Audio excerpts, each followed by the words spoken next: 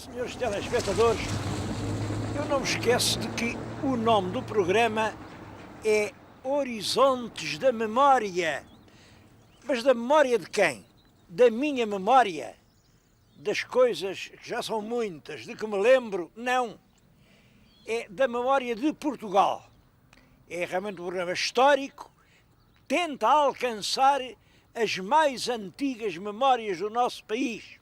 Ora bem, como sabem, Portugal, primeiro é preciso sabermos isto, Portugal não é eterno, Portugal começou por não existir. Olhem, um mapa da península de há cerca de 1000 anos é este. Bom, depois o Portugal do Dom Afonso Henriques, o Portugal que o Dom Afonso Henriques herdou, acabava no Ondego, é este.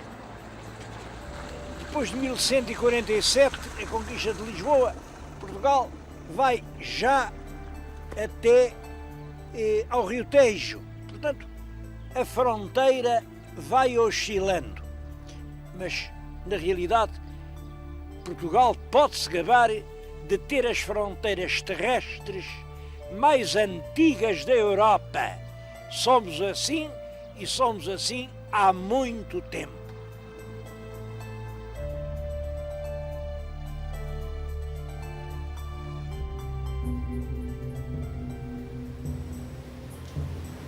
Eu vim falar-lhes nisso junto do rio Coa. Como vêem, é realmente uma paisagem impressionante, uma paisagem que realmente exalta. Bom, além disso, é uma paisagem histórica importante. Era aqui que passavam os exércitos invasores. Olhem, está ali de cima de um penedo uma cruz. Aquela cruz de pedra recorda o sacrifício de centenas de rapazes, centenas portugueses, franceses, ingleses. Quando na terceira invasão francesa foi aqui que o exército anglo-luso se bateu fortemente com os franceses. Ninguém ganhou, ninguém perdeu, mas é claro, acontece sempre que muita gente morreu. Bom, e o que hoje resta desses rapazes é aquela cruz que além está. As pessoas passam na estrada e sabem lá o que é que a cruz quer dizer. O rio Coa é um rio que, como sabem, é o das gravuras. As gravuras do Vale do Coa situam-se ao longo deste rio, que vai correndo para norte e vai desaguar no Douro. Ora bem, os reis não se entendiam bem sobre a fronteira. As terras que ficam para lá do Coa eram Portugal ou não eram? É aquelas terras que ficam para lá do Coa que se chama Ribacoa. A região do Ribacoa a quem pertencia? Os reis de Portugal diziam, são portuguesas. Os reis de Leão diziam, são leonesas. É claro, e volta e meia havia guerras, campanhas, aldeias incendiadas, camponeses mortos, até que, no tempo de Dom Dinis, conseguiu-se chegar a um acordo. Pronto, o Ribacoa, afinal, era português. Mas como era uma terra polémica e para não haver mais dúvidas, o rei Dom Dinis fez uma coisa muito bem feita. Mandou pontear todo o Ribacoa de fortalezas. É assim que nascem os 7 castelos de Ribacoa. Os 7 castelos, eu vou ver se eu sei de cor, mas sei, é Castelo Melhor,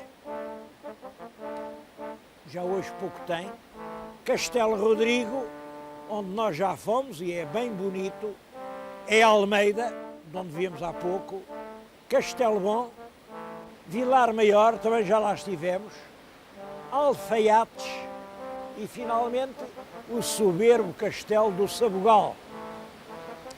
Era engraçado a gente um dia fazer um programa chamado A Terra dos 7 Castelos. Pode ser que isso aconteça. Mas queria dizer que se costuma indicar mais um oitavo castelo, que é Castelmendo. É erro, porque Castelmendo não fica daquele lado do Coa, portanto não é Ribacoa, fica deste lado. E foi feito ainda antes do Dom Dinis. Castelmendo é uma obra do Dom Sancho II, na extrema do reino, naquela altura era a extrema. E olhem que ainda hoje vale a pena ir a Castelmendo. A gente vai lá dar um salto.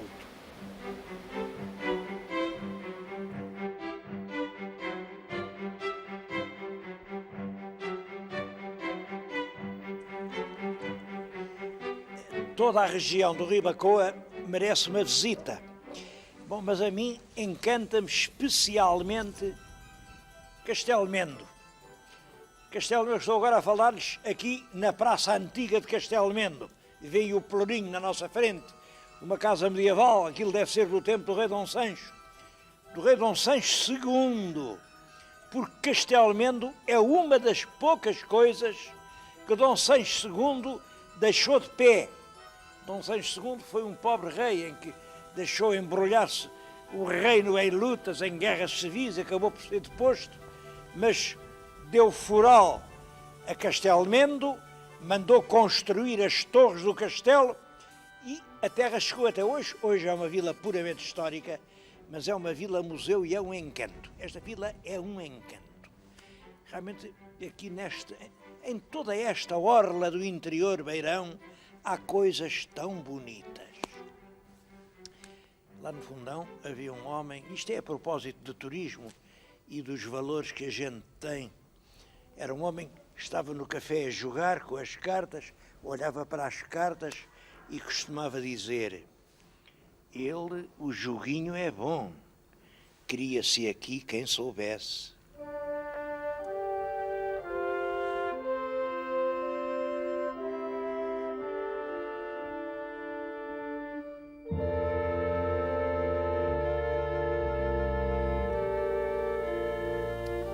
A propósito de Castelmendo, queria contar um episódio curioso. Bom, o episódio é-me comunicado por um apelo de um telespectador, o Sr. Vítor Manuel Morgado Sampaio. Os meus telespectadores apelam que eu sempre que posso, enfim, faço o que estiver ao meu alcance. Conta-me ele que aqui em Castelmendo há 3 igrejas muito antigas e, como isto agora é uma aldeia histórica, começaram a ser, enfim, restauradas. Vieram uns técnicos, uns senhores importantes, mexeram, mudaram, embalaram, tiraram tábuas, mas aí o povo não os deixou levar os santos. Os santos esconderam-nos aqui, eu estou-lhes a falar no esconderijo das imagens, que realmente são muito boas. Este é o São Vicente, é o patrono da igreja, que eles nunca mais acabam. É uma imagem muito boa. Isto, não sei, talvez um São Paulo, mas é uma página barroca magnífica. É claro, a melhor de todas é aquele Cristo crucificado que além está, é uma peça gótica.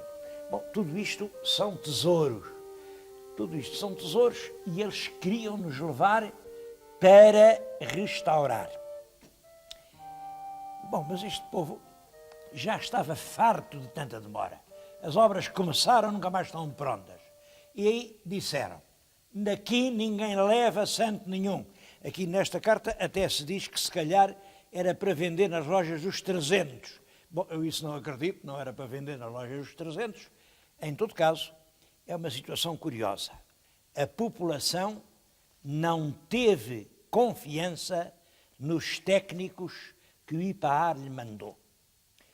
É uma situação em que os técnicos têm razão, as coisas têm que ser restauradas, e a população também tem razão. Não quer ver desaparecer o património que já existiam quando nasceu, enfim, que os acompanhou a vida inteira. Todas estas peças, para nós, são preciosas por aquilo que valem, mas para a gente que nasceu em Castelo Mendo são sagradas, são sagradas.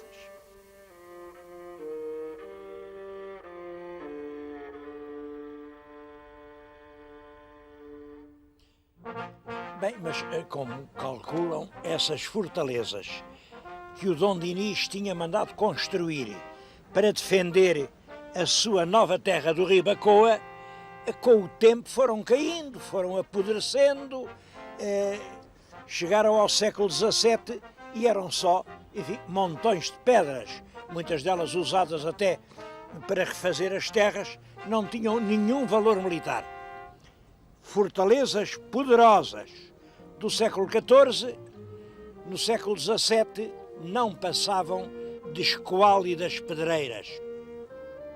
Ora, acontece que no século XVII, como sabem, em 1640, os portugueses proclamaram de novo a independência de Portugal. O rei Dom João IV disse: o rei sou eu, os Filipes de Espanha aqui não mandam nada. Naturalmente que os Filipes não podiam concordar com isso. Temos que admitir que diabo, os Filipes sabiam que Portugal tinha jurado fidelidade aos Filipes nas cortes de Tomar e, portanto, não admitiram essa revolta e esse grito de independência. E, portanto, prepararam-se para uma guerra. É importante para quem gosta de história perceber isto. Depois do 1º de dezembro, a independência não foi assim uma coisa automática. Não foi. A independência custou-nos 28 anos de guerra. A Espanha não reconhece a independência de Portugal e, a partir de 1640 e até 1668, por isso 28 anos, nós estivemos em guerra. Para mim é muito emocionante que este pequeno país aqui, enfim, é assim, uma esgalha de terra à esquina do planeta, pobre gente, sem ouro nem prata. É espantoso que esta gente tenha conseguido resistir à guerra com a Espanha, porque a Espanha, todos sabem, é uma das mais valentes, corajosas, valorosas nações de toda a Europa. A Espanha bateu-se praticamente com toda a Europa durante o século XVI e o século XVII. A Espanha foi o tal país que adotou um emblema A-E-I-O-U. A-E-I-O-U, não julguem que é o A-E-I-O-U da nossa cartinha maternal de João de Deus. A-E-I-O-U começa por dizer: Áustria és de imperare orbe universo, quer dizer, compete à monarquia de Espanha governar todo o mundo. Bom, é quase como os americanos de agora, hein? Vejam. Mas a Espanha era isso. A Espanha ambicionou a monarquia do mundo. E é com o formidável poder espanhol que o nosso rei Dom João IV se vai bater. Claro, a primeira coisa que faz é pensar, vamos lá ver, por onde é que eles vão entrar. Ou entram pelo norte, mandou fortificar Valença, ou entram pela beira, mandou fortificar aqui Almeida, ou entram pelo Alentejo e mandou fortificar lá embaixo Estremoz e Elvas. Mas uma das defesas fundamentais era esta. Eu estou aqui a falar-lhes diante de um canhão. Eu gostava imenso que fosse um dos canhões que o rei Dom João IV aqui mandou pôr, mas não é, porque realmente esta fortaleza que ele mandou fazer inteiramente de novo. É uma fortaleza grande, em forma de estrela, cá dentro podiam caber 3.000 homens, estava eriçada de 300 canhões. Bom, mas o tempo tudo levou. Dos 300 canhões, há agora aqui uma reles meia dúzia, que nem eram de cá, isto veio do Museu de Lisboa, lá no museu também têm milhares. Que diabo, então vocês não podem mandar mais umas dúzias. Em vez de estarem lá naqueles armazéns, temos lá em pilhas, canhões e canhões sobre canhões, não servem para nada, ninguém os vê. Manda-nos para aqui para recordar o que foi a Praça de Armas de Almeida. Porque essa praça teve importância. Teve importância. Não tanta como a gente gosta de dizer. Não é verdade que isto fosse aqui um ferrolho, aqui ninguém passava, isso não é verdade. Agora, é certo que na Guerra da Independência teve um papel fundamental. Em 1663 foi realmente por aqui que o exército espanhol tentou entrar, comandado pelo Duque de Osuna, mas 63, reparem, desde 40 que estavam aqui a fazer obras, havia já estas muralhas, estes parapeitos, estes canhões. O exército espanhol tentou bater a Almeida, mas não conseguiu. E teve que fugir, fugiram rapidamente para a Ciudad Rodrigo, fugiram, e essa vitória foi decisiva para o resultado da guerra. Bom, a verdade é que foi essa a única grande vitória que a Praça da Almeida teve na sua história. Passados uns 100 anos, houve a guerra do Pacto de Família. É uma guerra é no tempo de Marquês de Pombal, é em 1762. O Marquês de Pombal governa o país, anuncia-se a guerra é isto. Portugal tem que tomar posição. Ou está do lado da Europa continental, com as famílias reinantes, Pacto de Família, ou está com a Inglaterra.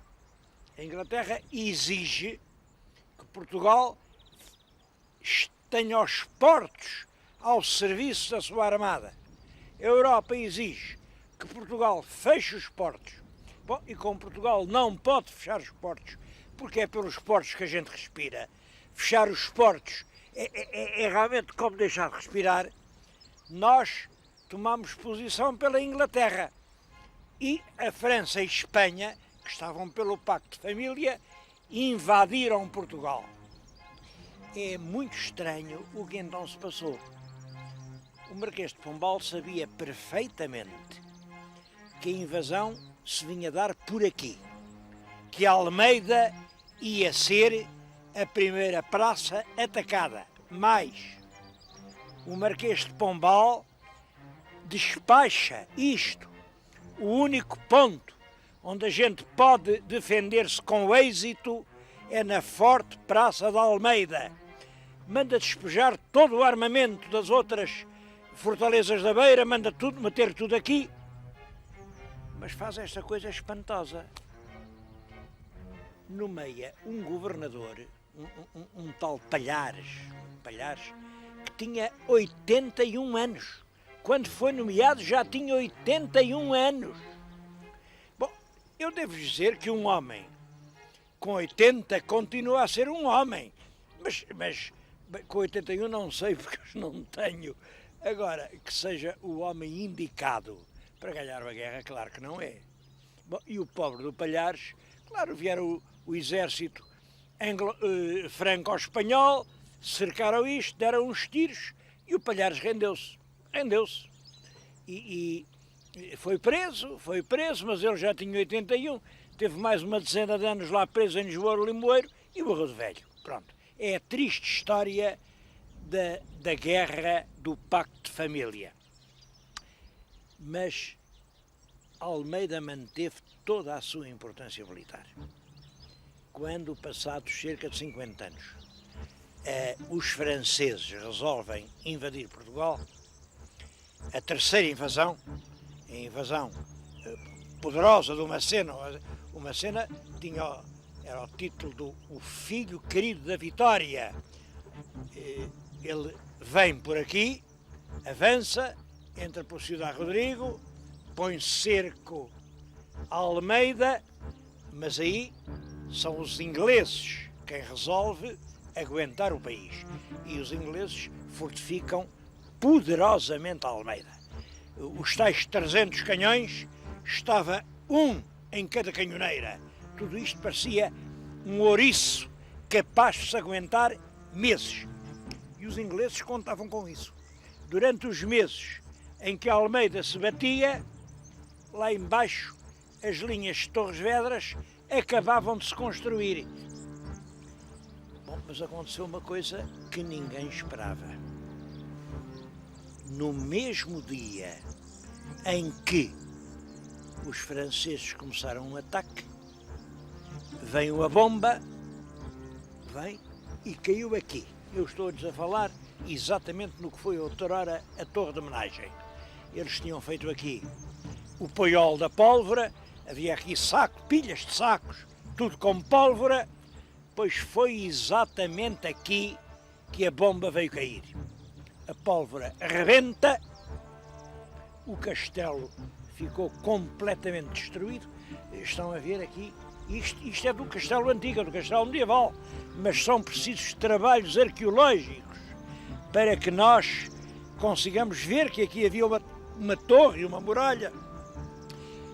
A explosão matou cerca de 500 pessoas, arrasou muitas casas e, sobretudo, ficámos sem pólvora. Como é que uma pessoa dá tiros sem pólvora? Bom, mas aí há um drama que é curioso. O governador de Almeida era um homem chamado Francisco Bernardo da Costa. E como esteve aqui há alguns anos, passou a chamar-se da Costa e Almeida. Muita gente em Portugal se chama Almeida porque milhares e milhares e milhares de homens passaram aqui como soldados e depois, como recordação, ficaram Almeidas. Ora bem, o Francisco Bernardo da Costa e Almeida, depois disto rebentar, fez esta pergunta lógica: então, e agora como é que uma fortaleza sem pólvora se vai defender de um cerco? E obrigou os oficiais ingleses a render-se. Quer dizer, no dia seguinte à explosão, Almeida rendeu-se. Bom, a verdade é que o Francisco Bernardo da Costa e Almeida tinha jurado pela sua honra que nunca se rendia. Mas isto põe um problema. O que é que vocês acham? O general, depois disto rebentar, isto não tinha conserto, devia render-se? Ou, contra toda a lógica, sacrificando o sangue dos soldados, seus irmãos, devia manter aqui uma defesa desesperada e os franceses só entravam aqui à ponta de baioneta, passando toda a guarnição a fio de espada? O que é que ele devia fazer?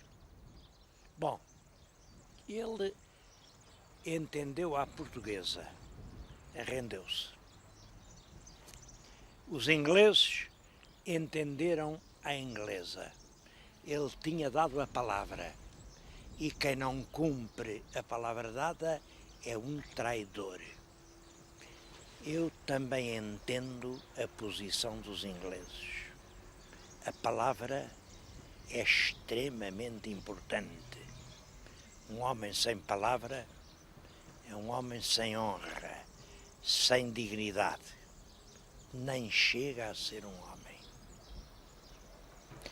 Bom, o resultado foi que o general de Almeida, porque se rendeu, foi preso, foi julgado e foi fuzilado em Lisboa. E foi um drama. Ele foi fuzilado em 1812. Foi um drama em Portugal a morte desse homem, que era um homem de bem. Ele toda a vida deu o exemplo de ser um militar corajoso, ponderoso, cheio de virilidade e de dignidade. Bom, aqui rendeu-se quando não valia a pena lutar. Os ingleses entenderam que não é assim. Quando um homem dá a sua palavra, essa palavra é mais forte que a morte. É uma coisa que são os meus telespectadores quem tem de decidir. O que é mais importante? Se a nossa palavra, se a nossa vida.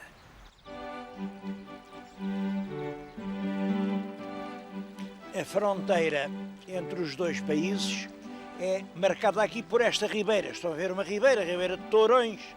Do lado de lá é Espanha, do lado de cá é Portugal. Este até tem uma história curiosa. Vem uma pequena ponte.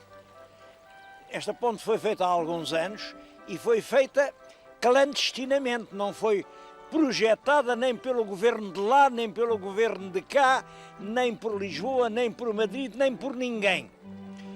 É que daqui há uma aldeia, dali há outra aldeia, e quando os vizinhos queriam passar, no verão lá se passa, porque a ribeira não leva muita água, mas no inverno era impossível e tinham que ir lá abaixo, até Vilar Formoso, à ponte da fronteira, e em Vilar Formoso entravam e depois vinham para aqui.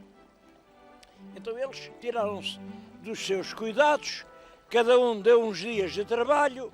Olhem, os portugueses fizeram a ponte até aquela pedra que ficou ao meio, os povos espanhóis fizeram aquela outra metade e hoje toda a gente lá passa.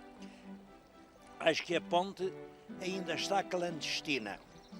Claro que eu sou muito contra as obras clandestinas, mas este exemplo é curioso. Vejam, um lugar que foi sempre de guerra, uma fortaleza de lá, outra de além, que aliás também está toda arruinada, para não deixar passar. E agora são os povos que se dão as mãos para se passar mais facilmente.